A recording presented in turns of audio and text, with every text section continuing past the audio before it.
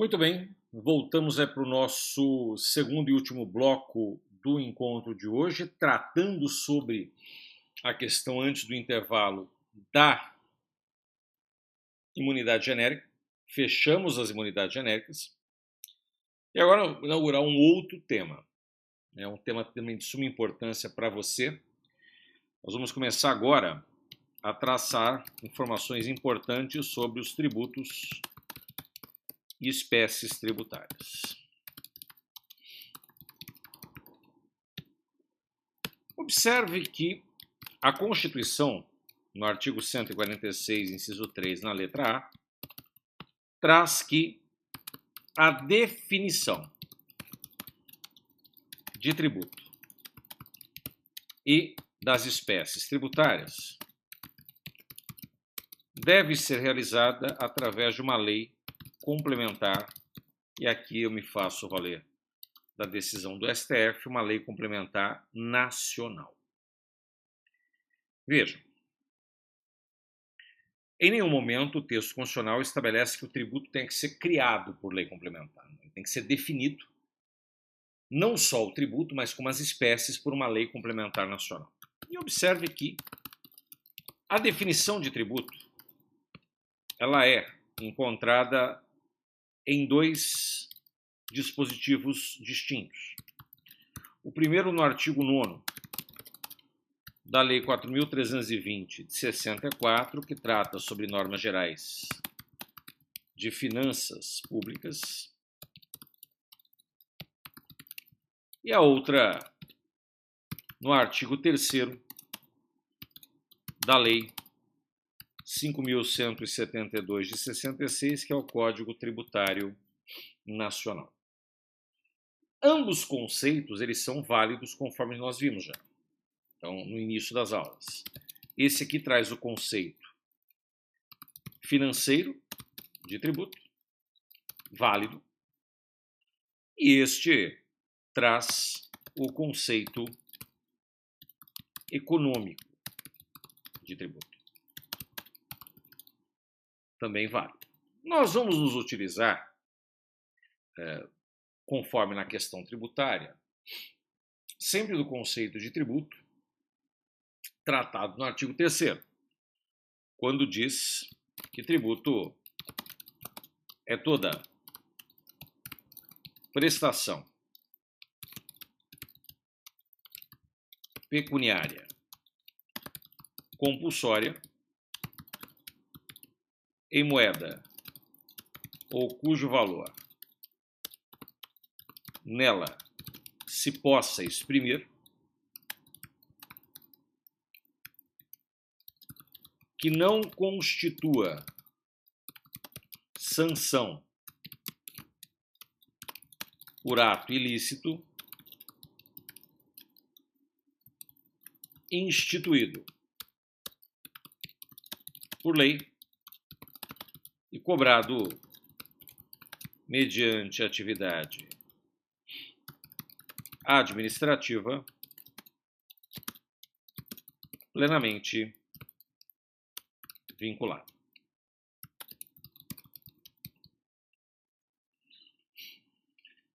Então, veja, parece que é um conceito, de certa forma, simples, mas ele não tem uma tamanha simplicidade como se vê. Primeiro, vamos aqui por partes. Quando se fala prestação pecuniária compulsória, é óbvio que quando se fala em prestação pecuniária, o tributo ele é pago em dinheiro.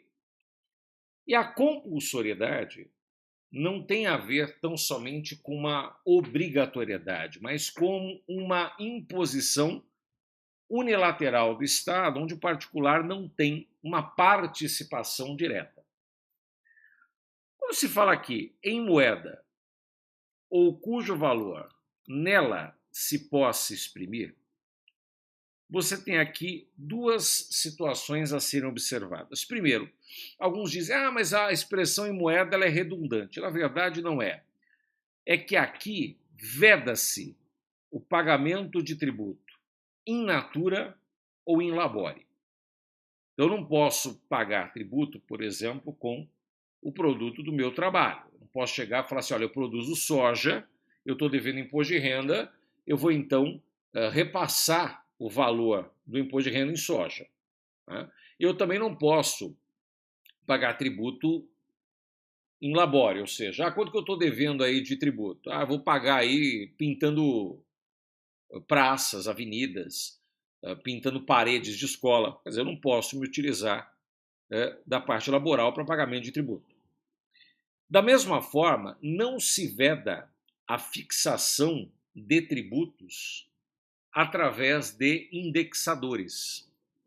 Eu posso ter tributos que são fixados por meio de indexadores, da OTN, Obrigações do Tesouro Nacional, o RTN, Obrigações Reais do Tesouro Nacional, o FM, Unidade Fiscal dos Municípios, o FE, a Unidade Fiscal do Estado. É possível, então, eu ter a fixação de tributos por meio de indexadores. Isso não é vedado.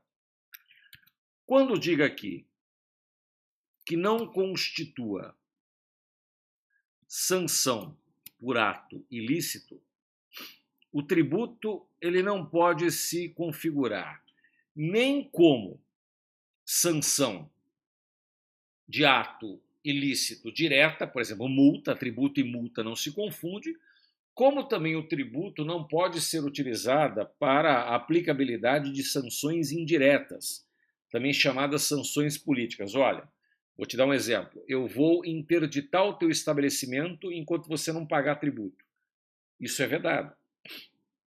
Então, não posso simplesmente me utilizar de sanções indiretas para pagamento de tributo. Quando se vê aqui instituído por lei, nós temos aqui uma homenagem ao próprio princípio da legalidade. Todo tributo ele só pode ser criado, em regra, por meio de lei.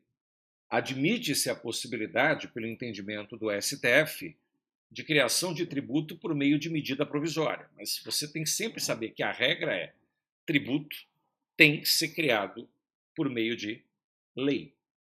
E quando se fala que cobrado mediante atividade administrativa plenamente vinculada, observe aqui que toda arrecadação tributária só pode ser realizada por pessoas autorizadas por lei. E aqui nós estamos falando justamente do exercício da capacidade tributária ativa.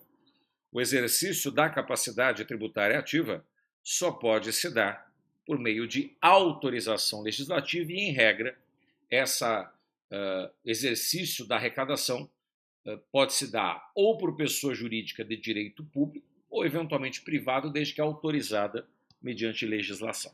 É isso que nós extraímos do conceito de tributo. E quando nós falamos acerca das espécies tributárias, nós viemos de um aprendizado em evolução de escolas. Então, inicialmente, nós tínhamos a escola bipartida, onde se determinava que os tributos eram impostos e eram taxas. Então, ou nós estávamos diante de imposto, ou nós estávamos diante de taxa. Depois surgiu a escola tripartida, que é a escola utilizada, em regra, no Código Tributário Nacional, onde nós temos ali os impostos, as taxas e a contribuição de melhoria. A doutrina criou a escola tetrapartida, onde os tributos eram divididos em impostos, taxas, empréstimos compulsórios e as contribuições. Então era assim classificado. Só que atualmente nós adotamos a chamada escola pentapartida ou quinquepartida, adotada nesse caso pelo STF quando do julgamento do recurso extraordinário 138.284, onde o Supremo entende que as espécies tributárias são classificadas em 5 categorias: impostos, taxas, a contribuição de melhoria, os empréstimos compulsórios e, por fim, as denominadas contribuições especiais. E o que você precisa entender para o concurso não é tão somente saber tudo de absolutamente todas as espécies, mas os principais itens, as principais características que emanam em cada uma dessas espécies tributárias. Então, analisando justamente tais espécies, nós vamos começar com a figura jurídica do imposto.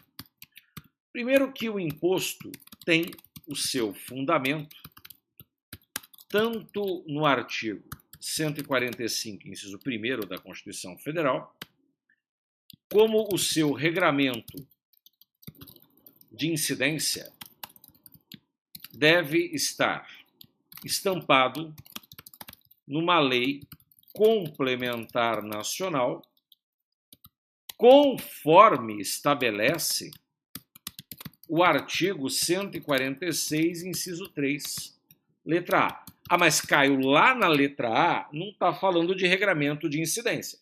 Não. A letra A fala sobre fatos geradores, bases de cálculo e contribuintes. E você deve interpretar, então, que se trata aqui da análise do regramento de incidência.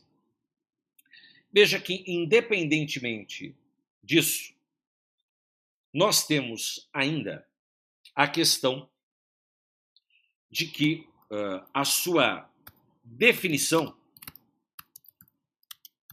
vem tratada lá no artigo 16 do Código Tributário Nacional, que trata que é o tributo cujo fato gerador independe de qualquer atividade estatal relativa ao contribuinte.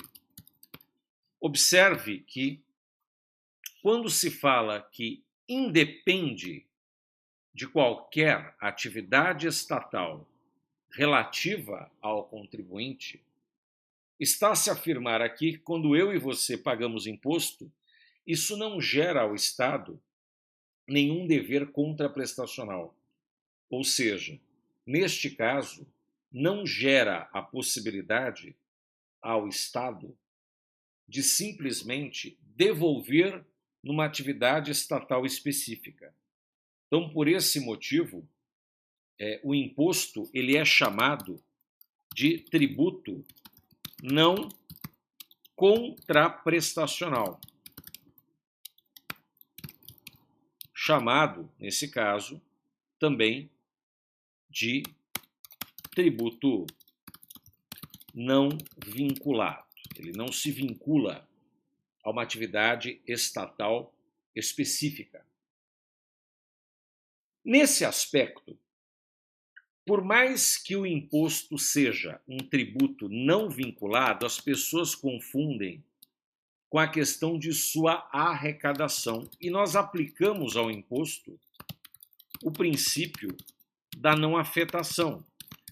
Princípio este que está esculpido no artigo 167, no inciso 4 da Constituição Federal, e que, nesse aspecto, trata, então, dessa análise mais financista do que tributária, dizendo que é vedada a arrecadação, é vedada a vinculação da receita de impostos a qualquer espécie de fundo, órgão ou despesa. Isso nos apresenta o seguinte: todo valor que é arrecadado de imposto, ele não pode ser utilizado para atendimento de uma finalidade específica. Então, a receita de impostos serve para o custeio de atividades gerais da administração pública.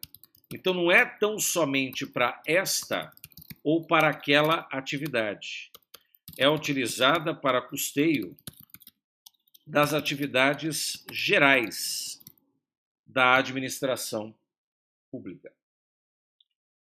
E por assim dizer, por mais que nós temos a aplicabilidade do princípio da não afetação, veja que nós temos uma relativização do princípio da não afetação. E essa relativização do princípio faz com que, então, determinada parcela da receita de impostos seja destinada ao atendimento de um fim específico.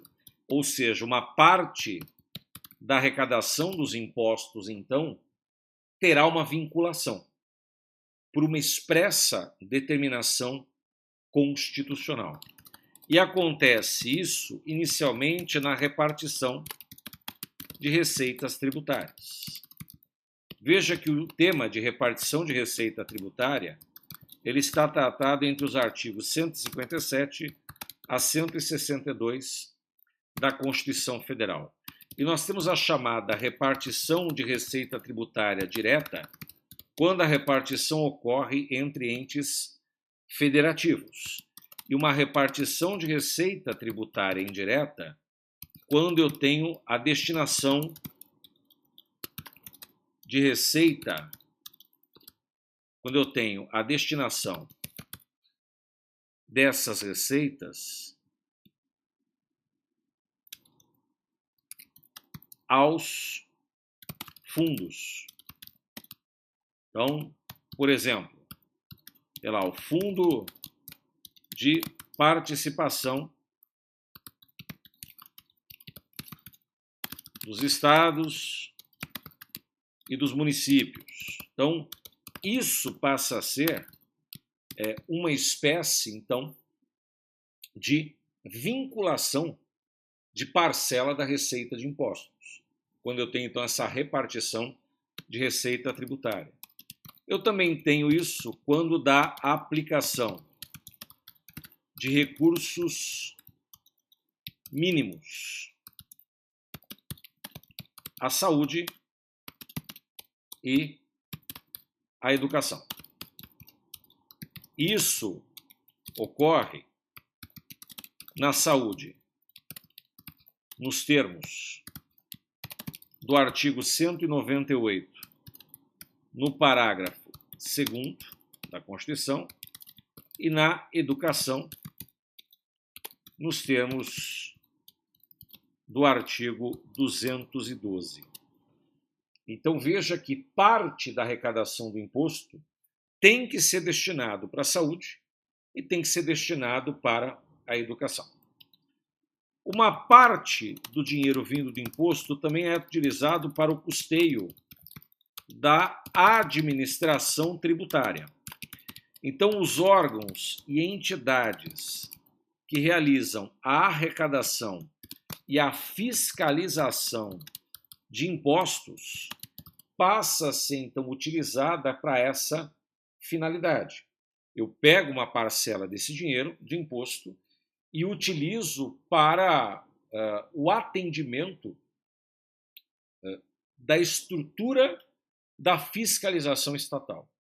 Então, a fiscalização estatal ela é mantida com dinheiro vindo de imposto.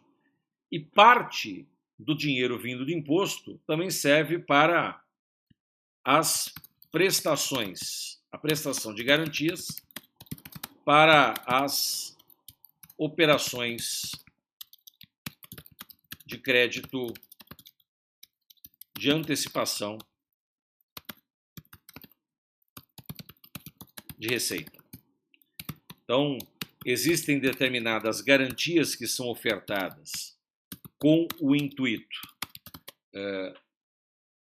de poder antecipar recursos, e parte, então, dos recursos que são antecipados do orçamento extraordinário ou do orçamento não previsto, que passa a ser, então, adiantado, ele acaba sendo garantido, tendo uma parte garantida com a figura de impostos.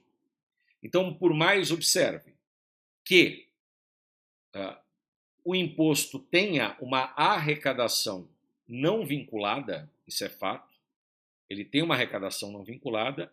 Lembre-se que uma parcela do dinheiro do imposto tem uma destinação estatal específica, por determinação constitucional. Beleza?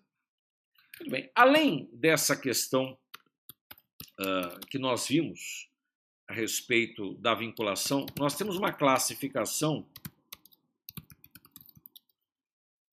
Nós temos uma classificação doutrinária de impostos. Então, vou separar para vocês essa principal classificação. Então, primeiro, pode aparecer para vocês os impostos ordinários.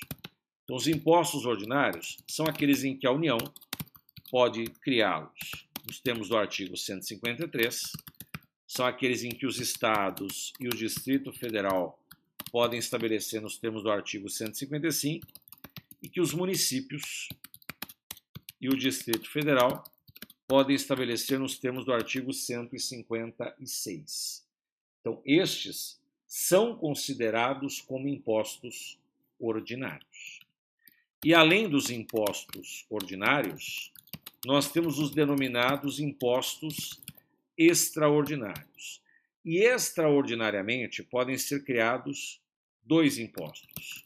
Os impostos residuais, nos termos do artigo 154, no inciso 1º da Constituição, e o imposto extraordinário de guerra, então, o IEG, nos termos do artigo 154, no inciso 2. Somente reforçando a vocês que os impostos residuais, obrigatoriamente, só poderão ser criados por meio de uma lei complementar, sendo que o imposto extraordinário de guerra pode ser criado tanto através de lei complementar ou até mesmo por meio de medida provisória. Beleza? Então, essas foram as informações pertinentes, importantes do nosso encontro de hoje. E na nossa próxima aula, a gente continua dando sequência aí aos tributos e espécies tributárias. E qualquer dúvida, estou à disposição de vocês. Beleza? Bons estudos, fiquem com Deus. Até o nosso próximo encontro.